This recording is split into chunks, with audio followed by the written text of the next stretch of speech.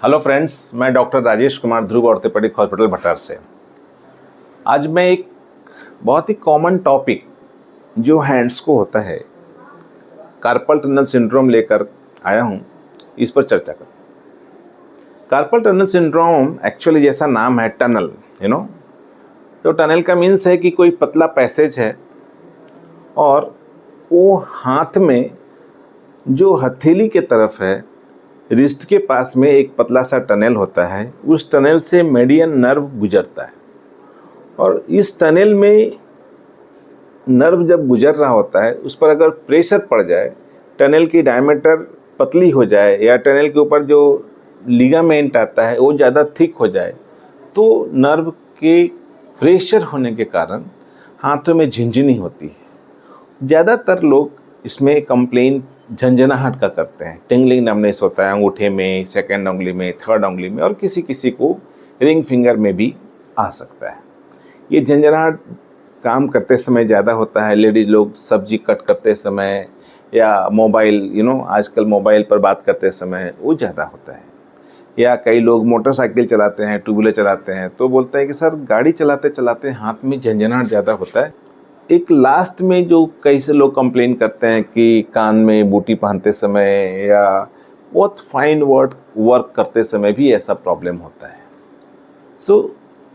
ऐसे में अपने डॉक्टर को कब दिखाना है? जब कभी भी ऐसा कुछ हाथ में झिंझनी हो, पेन हो, रात को सो कर के उठें और पेन ज़्यादा होने लगे, तो ऐसे कंडीशन में डॉक्टर को दिखाना चाहिए। इस प्रॉब्लम को हम लोग कार्पल टनल सिंड्रोम कहते हैं और इससे कैसे इसका इलाज होता है, तो शुरुआत के केस में अगर हम नाइट स्प्लिंट यहाँ पर बांध करके रखें, नाइट स्प्लिंट कॉकअप स्प्लिंट आता है, एक छोटा सा पट्टा होता है जिससे रात को बांध कर, ज़्यादातर लोग जो शुरुआत के स्टेज में होते हैं नाइट स्प्लिंट से उनको आराम हो जाता है। अगर यहाँ पर आइस एप्लीकेशन करें, कुछ पेन किलर NSAIDs लें और स्प्लिंट और आइस एप्लीकेशन तीनों करें, तो 50 to 60% केसेस में आराम हो जाता है।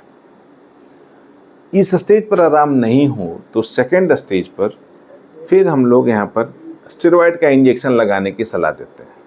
मैं पर्टिकुलरली यहाँ पर स्टेरॉयड का इंजेक्शन लगाने की सलाह नहीं देता हूँ, क्योंकि इसके रिकरेंस के रेट बहुत हाई है।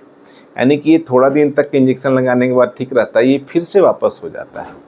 तो ऐसे कंडीशन में मेरी सलाह ये होती है कि इसमें ऑपरेशन जो थर्ड स्टेज पर है वो करना चाहिए।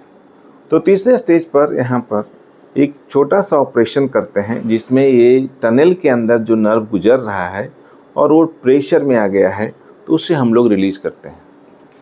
तो जैसा आप देख सकते हैं कि ये एक टनल है और इस टनल से ये नर्व गुजर रहा है और टनल के आजू बाजू बोन और लिगामेंट है। ये लिगामेंट के टाइट हो जाने से नस दबती है और ये नस 3 उंगलियों को सप्लाई करता है, एक अंगूठा, इंडेक्स फिंगर, मिडिल फिंगर और आधी रिंग फिंगर को। जैसे ही इसको रिलीज़ करते हैं, पेशेंट कंफर्टेबल हो जाता है और उसका पेन, झिंझनाहट, कई बार लेट स्टेज में हाथ में वीकनेस डेवलप हो जाता है। तो प्लीज़ जब कभी भी ऐसा कोई सिम्टम्स हो तो इसे डिले नहीं करना चाहिए। Try to tackle it at early stage so that कि अर्ली स्टेज में इसका ईजियर ट्रीटमेंट हो सके, और नहीं तो लेट में सर्जरी करनी पड़ेगी। बहुत लेट होने पर सर्जरी करने के बावजूद भी इतनी अच्छी रिजल्ट नहीं आती है। तो please take care, be healthy. Thank you very much.